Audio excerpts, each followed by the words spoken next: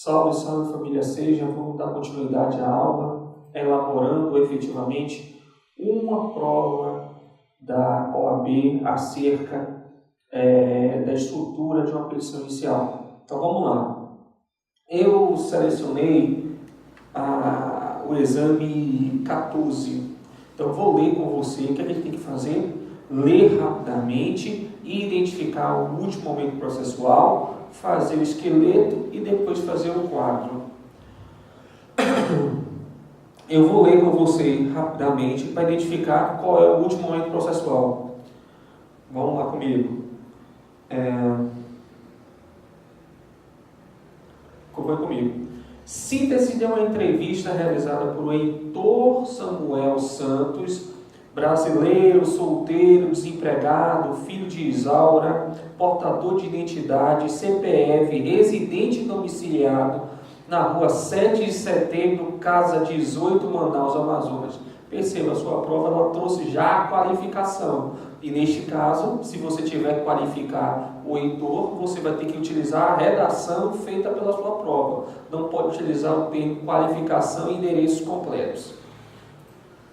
Aí ele começa. Trabalhou na fábrica de eletrônicos Nimbus S.A., situada na rua Leonardo Malcher, 7070 de Manaus, Amazonas, e dá o CEP. Preste atenção, ele já disse o local onde prestou serviço, Manaus, e também trouxe a qualificação e o endereço da reclamada.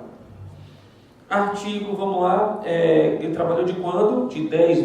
Do 10 de 2012 a 2 de 7 de 2014, em torno de 2 anos.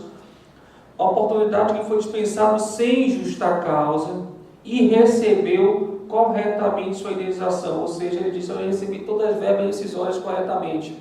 Foi dispensado sem justa causa, então não tem que fazer a projeção nenhuma de aviso prévio, porque ele já foi e já pagou todas as verbas devidas de uma rescisão contratual. Aí ele começa a narrar: a empresa possui 220 empregados. Preste atenção, tem alguma coisa estranha aí. Se ele falou o número de empregados da empresa, é para mostrar que é uma empresa de grande porte, ou porque tem que respeitar uma cota. Vamos analisar, porque não tem por que você narrar o número de empregados de uma empresa. Tem um motivo, sua prova é redonda. Quer dizer, redonda, não há falha, não há palavras inúteis na prova. É portador de deficiência e soube que, após sua dispensa, não houve contratação do substituto em condição semelhante. Agora eu entendi. Vocês vão perceber, quando você olhar no índice, que as empresas com mais de um número de empregados é necessário possuir uma cota mínima de deficiente. E aí, neste caso, esse 220 empregados é para demonstrar que essa empresa possui mais do que 100 empregados, mais do que o número necessário, é necessário, portanto, ter uma cota mínima. E eu posso dispensar esse empregado, se justa causa, não posso, deixa o contrato de outra pessoa, mas isso não aconteceu. Em seu e-mail pessoal, era monitorado pela empresa que, na admissão, então provavelmente aqui eu vou pedir reintegração, certo? Não porque tem estabilidade, mas sim porque não foi colocada outra pessoa no local, no lugar dele, porque tem que preencher a cota mínima. No seu e-mail pessoal, era monitorado pela empresa porque na admissão estava ocorrendo um problema na plataforma institucional. Daí porque a empregadora acordou com seus empregados que o conteúdo do trabalho seria enviado por e-mail particular de cada um, desde que pudessem fazer monitoramento, que, em razão disso, o empregado teve acesso a diversos escritos e fotos particulares do depoente, inclusive conteúdo que ele não desejava expor. Então aqui já demonstra também a existência de uma violação à intimidade e privacidade, porque tinha monitoramento do seu e-mail pessoal. É possível? Mas neste caso, ao fazer o monitoramento, violou a privacidade e intimidade dele, porque teve acesso a diversos escritos e fotos particulares que ele não desejava expor. Durante seu contrato, sofreu descontos de contribuição sindical e confederativa, mesmo não sendo sindicalizado. A gente sabe também que a contribuição sindical, o imposto sindical, ele é obrigatório, eu posso descontar de sindicalizado ou não sindicalizado. Todavia, a contribuição confederativa eu só posso descontar daquele que forem sindicalizados. E no caso, o empregado não era, o Heitor não era sindicalizado. Então aqui eu vou pedir a devolução. Aqui eu vou pedir dano moral. Continuando. Teve a sua CTPS assinada como assistente de estoque, mas em parte do horário de trabalho também realizava tarefas de analista. Então ele foi contratado como estoque, além do estoque fazia analista, pois seu chefe determinava que ele fizesse pesquisa de preço e comparasse a evolução ao longo do tempo. As atividades eram estranhas ao seu mistério de assistente de estoque. Então, aqui está demonstrando a existência de um pedido de acúmulo de função. Ele foi contratado para uma coisa e fazia isso e mais outras coisas. Certo? Na prática, é muito difícil o pleito de acúmulo de função. Você vai verificar, mas a sua prova é objetiva, você vai pedir acúmulo de função. Trabalhava de 2 às 6, segunda a sexta, de 18 às 16h45, um intervalo de 45 minutos. Ora, eu vou verificar refeição para refeição e sábado de 8 às 12. Vamos lá. De 8 às 16h45, dá quanto? 8 horas e 45 minutos. Sendo que 45 minutos era de intervalo, então ele trabalhava 8 horas. Quando eu falar qualquer jornada, qualquer tipo de jornada, trabalhou de tanto a tanto, tal hora, você tem que botar 5 palavrinhas. 5 palavrinhas. Primeiro, hora extra, intervalo intra-jornada, acompanhe aqui com o material, intra-jornada, interjornada, repouso semanal remunerado mais 11 horas, ou seja, 35 horas, e adicional noturno. Aí você vai analisar, tem hora extra nesse caso? Não. Por quê? Porque ele trabalhava 8 horas, era 8 horas e 45, mas esses 45 minutos eram de intervalo. Então tem hora extra? Não, tem hora extra. Eu risco, até porque no sábado ele trabalhava 4 horas. Se somar tudo, 8 horas até sexta e mais 4 dá 44. Logo, não tem hora extra. Intervalo entre a jornada. Quem trabalha mais do que 6 horas tem que ter um intervalo mínimo de 1 hora. Ele tinha 1 hora de intervalo? Não. Logo, você vai pedir a hora suprimida com mais 50%, de forma integral, porque a supressão parcial dá direito ao pagamento integral do intervalo entre a jornada. De um dia para o outro, ele tem que esperar, 11 horas. Era respeitado as 11 horas? Sim, se ele terminava às 16 horas, só voltava 8 horas do outro dia, então era respeitada essas 11 horas de um dia para o outro. 16 até 24 horas da noite, vamos imaginar, 17 mais 3, mais 4, dá 7 horas até 24, mais 8, 7 mais 8, dá 15, ou seja, tinha um intervalo no mínimo de 15 horas de um dia para o outro, então era respeitado o intervalo interjornada. O repouso semanal, ele trabalhava no repouso semanal? Não, ele não trabalhava no domingo, então não tem que pedir o repouso semanal. Era respeitado os 35 horas, o que seriam essas 35 horas? O tempo que você termina no sábado, que você volta a trabalhar no domingo, na segunda. Se você for analisar, ele trabalhava até 12 horas, então até meia-noite do sábado, mais 12 horas, vem o que? 24, já dá 36. Então era respeitado as 35 horas do último dia, que ele trabalhava na semana, que era o sábado, das 12 até as 8 horas da segunda, dá mais do que 35 horas. Então aí não tem esse ponto. Tem discussão de hora noturna? Ele trabalha depois das 22 horas? Não, ele não trabalha depois das 22 horas no âmbito urbano, logo no tradicional noturno. O que eu estou fazendo? Estou fazendo rapidamente para vocês observarem. O que eu vou pedir? Intervalo intra-jornada, de segunda a sexta. Então, de segunda a sexta, eu vou pedir um intervalo de 1 hora, porque suprimiu parcialmente. Quando eu suprimo parcialmente, eu pago de forma integral. A hora mais 50%, e por ser habitual, tem que ter reflexos. Você foi contratado como advogado, deve apresentar medida processual adequada na defesa do interesse de heitor, sem criar dados ou fatos não informados. Preste atenção, tem processo ainda? Não, só narrou dizendo que não foi cumprida algumas obrigações. Se não tem processo ainda, é uma petição inicial, que pode ser uma reclamação trabalhista, um inquérito para apuração de falta, inquérito para apuração de falta grave, um mandado de segurança ou uma ação de consignação em pagamento. Está falando que ele tem estabilidade? Não. Ele cometeu uma falta grave? Não. Ele foi dispensado sem justa causa. Então não é uma hipótese de inquérito para apuração de falta grave. Está falando de um ato de autoridade pública, coatora, que praticou um ato abusivo e ilegal? Não, então não é mandado de segurança. Está falando que eu quero consignar algo em juízo porque ele não quer receber? Não, não é nenhum valor, nem coisa que eu quero consignar. Então não é ação de consignação em pagamento. Resta o quê? O que eu já achava que era reclamação trabalhista. Identifiquei a peça, faço o esqueleto da peça.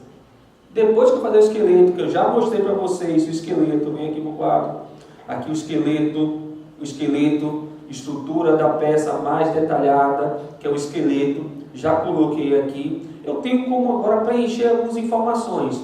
Qual é o interessamento?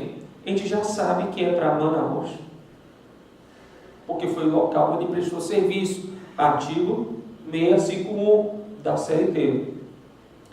Certo? Qualificação. Qual o nome dos dois? Heitor, que está entrando com a ação. Heitor Samuel Santos. Ele está qualificado nos autos? Tá. Então você vai pegar e copiar. Heitor Samuel Santos, brasileiro, solteiro, desempregado, filho de Isaura, portador de identidade tal, CPS tal, residente domiciliado na rua tal, vem perante Vossa Excelência, com intermédio do advogado abaixo assinado, com procuração em anexo, onde com um escritório profissional, onde deve receber intimação e notificação, certo? Com fulcro, quais são os artigos que é o fundamento? 840 da CLT e 319 do CPC. Vem o que? Propor reclamação trabalhista. Eu não sei se tem rito, né? Vou ver qual rito, pelo rito ordinário, pelo rito, ou deixe branco, certo? Pode ter um pedido liminar também de reintegração, ok? Pedido de reintegração. Então você bota propor reclamação trabalhista. Pois bem, pelo rito deixa espaço. Propor reclamação trabalhista em face. Aí você coloca o nome da empresa. Empresa, qual é a empresa? Nimbus. Nimbus SA. Qualificação, endereço. Qualificação completa, porque ele não diz a qualificação, mas diz o endereço. Situada na rua Leonardo Marucher, número 7070, de Manaus, Amazonas, CEP 212, 210, pela razões de fato e direito a seguir exposto. Eu já fiz a qualificação. Aí vem as preliminares, vamos analisar. Tem submissão de conciliação prévia? Não. Tem ele é idoso? Também não. A verba exclusivamente salarial? Não, pelo contrário, já pagou tudo. Tem falência, a empresa está falida? Não, então não vou abordar também. A parte é portadora de doença grave? Não, mas ele já viu que é deficiente. Então tem tramitação preferencial. Então, com o artigo 9º inciso 7º da Lei 13.146 de 2015, eu vou pedir a tramitação preferencial. Justiça gratuita, ele diz o valor do salário dele? Não diz o valor do salário dele. Diz que está assistindo cidade de classe? Não. Então não tem assistência judiciária gratuita, nem justiça gratuita. Aí você vai falar, professor, mas ele está desempregado. O fato de ele estar desempregado não quer dizer que ele é hipossuficiente. Pode ser que ele tenha condições de arcar. O Ronaldinho Gaúcho está desempregado, não está trabalhando, mas não é hipossuficiente. Ok? Continuando. Distribuição por dependência. Teve alguma ação distribuída previamente arquivada? Não, então você também não vai abordar esse ponto. Pedido liminar. Eu posso pedir um pedido liminar com fundamento em quê? Na reintegração. Mas eu vou deixar para pedir na reintegração mesmo, como mérito, não como liminar, porque ele não tem estabilidade. Não é estabilidade que ele tem. Eu vou pedir a reintegração porque não preencheu a cota mínima de deficiente. Ok? Continuando. Aí vem fatos e fundamentos jurídicos. A gente já sabe qual é a frasezinha que a gente vai utilizar. O reclamante, nos termos, ou encontram-se presentes os requisitos do artigo tal. E vem o que? Diante do exposto, requer. Vimos também que vai ter um pedido. Eu vou somar todos os pedidos que eu vou fazer na petição judicial. Diante do exposto,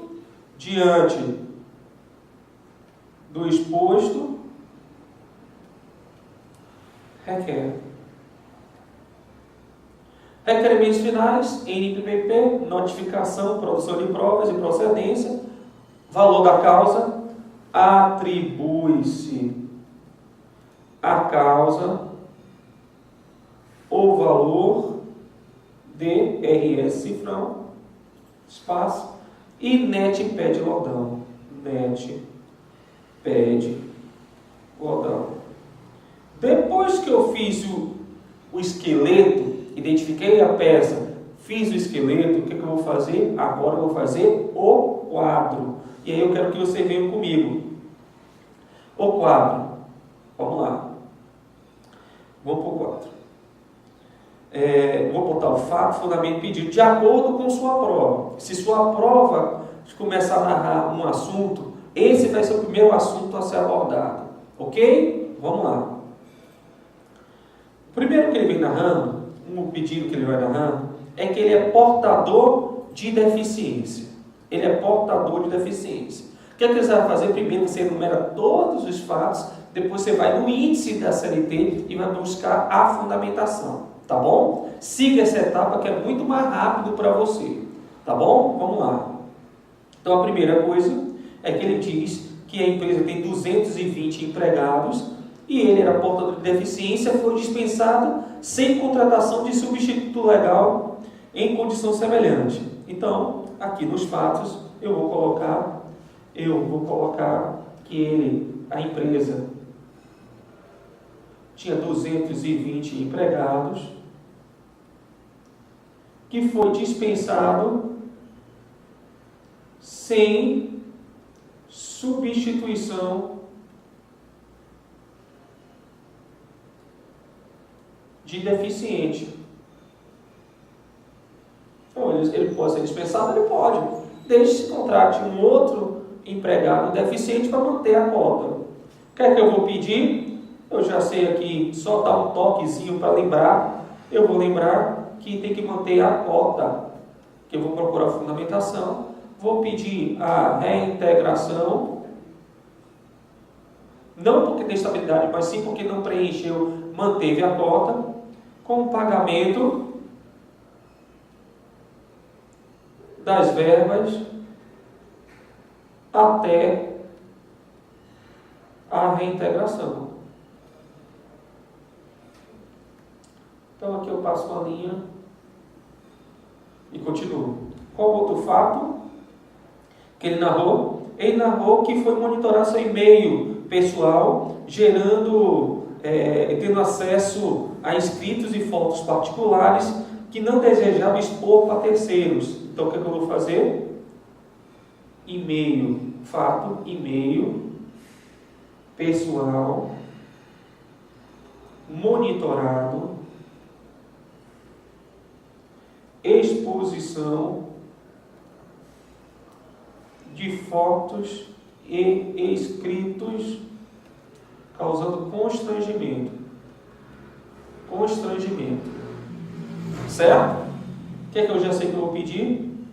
Dano moral, depois vou buscar a fundamentação, eu vou pedir a reparação por dano moral. Aí eu continuo. Vem aqui, o que ele falou mais? Ele pediu, teve desconto. Mas ele já sabe que não cabe o desconto de contribuição confederativa. Então, a contribuição confederativa, sem autorização e sem ser sindicalizado. Se ele não for sindicalizado, tem que ter autorização, não pode ser automática. A única que pode ser automática é imposto sindical. Então eu não vou pedir a devolução disso. Eu vou pedir apenas a devolução da contribuição confederativa. Então, o fundamento, lembrando que só a contribuição confederativa, tem que ter autorização e depois eu vou buscar a fundamentação. O que é que eu vou pedir? A devolução da contribuição confederativa. O que é que ele vai pedir mais? Ele disse também que foi contratado para controle de estoque, mas fazia analista de compras. Então, ele foi contratado para estoque, mas fazia analista de compras. E depois eu vou buscar o fundamento do acúmulo de função e vou pedir o acréscimo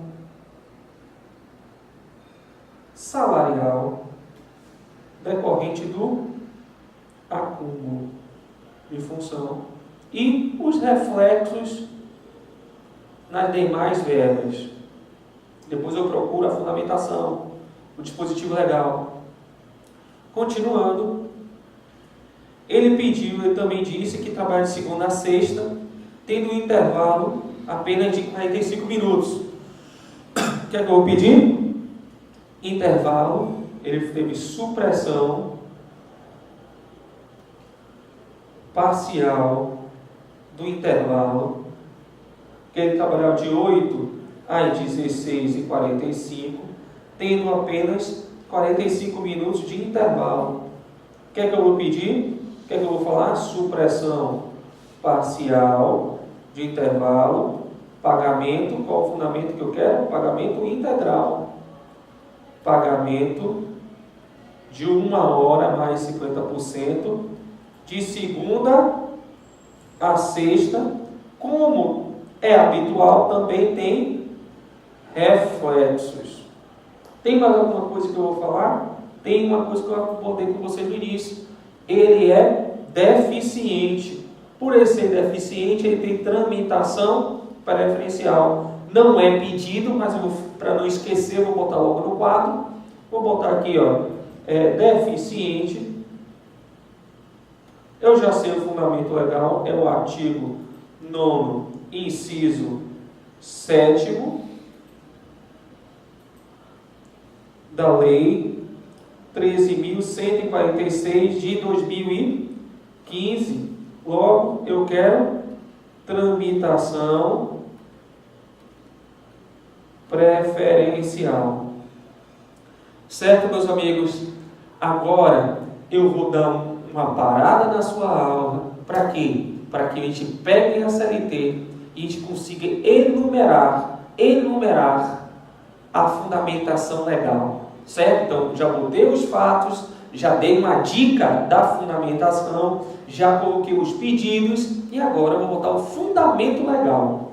O fundamento legal. Você tem que pegar a sua CLT, vou interromper sua aula, pega a sua CLT para a gente abrir o índice e buscar a fundamentação. Você pegou a sua CLT? Eu peguei a minha. Pegou a sua CLT? Abre o índice. Vamos analisar cada um desses, tá bom? Primeiro, ele pegou e afirmou que tinha 200 empregados, 220 empregados na empresa, foi dispensado sem contratação de um substituto legal para o deficiente, porque ele garantia uma cota mínima. Então vamos lá, deficiente, cota mínima, vamos buscar a fundamentação. Vamos lá. Se a gente for procurar no artigo, aí eu já procurei, achei o artigo lá no índice, deficiente, cota. O artigo 93, parágrafo 3º e... terceiro não, 93, parágrafo 1º da Lei 8.213 de 91 e o artigo 36, parágrafo 1º do decreto que regulamenta isso, o decreto 3.398 de 99, você vai verificar que as empresas que possuem uma quantidade de empregados superior a 100 empregados têm que garantir uma cota mínima. E ele disse que esse não foi contratado outra pessoa para substituí-lo, ou seja, não preencheu a cota. Cabe o quê? Reintegração desse empregado e a devolução e o pagamento do salário desse empregado até a data da reintegração. Outro pedido que ele falou que foi o dano moral. Toda vez que eu falar de dano moral, eu vou citar o artigo que fala de responsabilidade civil. Se for no seu índice buscar dano moral, vai ter o artigo 186 do Código Civil e 927. Essa é uma regra geral da responsabilidade civil, inclusive o dano moral. Se o dano moral decorre da responsabilidade civil, eu tenho que fundamentar o artigo 186 e 927. Continuando, também tem um artigo da Constituição, a gente tem que sempre buscar uma norma constitucional, artigo 5º, inciso 10º da Constituição Federal. Ok? Então esses são os fundamentos para eu pedir o dano moral e vou explicar como é que faz esse pedido. Quando eu vou procurar a contribuição confederativa no índice, eu vou verificar que a contribuição confederativa só pode ser descontada se tiver autorização do empregado e ele for sindicalizado. Neste caso, ele não era sindicalizado, então não cabia esse desconto. Eu vou pedir a devolução. E como fundamento para caber a devolução, aí tem uma súmula. Vamos lá? Súmula 3666 do STF, súmula 666 do STF, tem um precedente normativo do TST, precedente 119 do TST, e tem um OJ, Orientação Jurisprudencial 17 da SDC do TST. Então esses são os fundamentos legais para dizer que cabe a devolução quando descontar a contribuição confederativa e não tiver autorização e o empregado não for sindicalizado. Qual outro pedido? Acúmulo de função. Preste atenção que eu vou falar para vocês.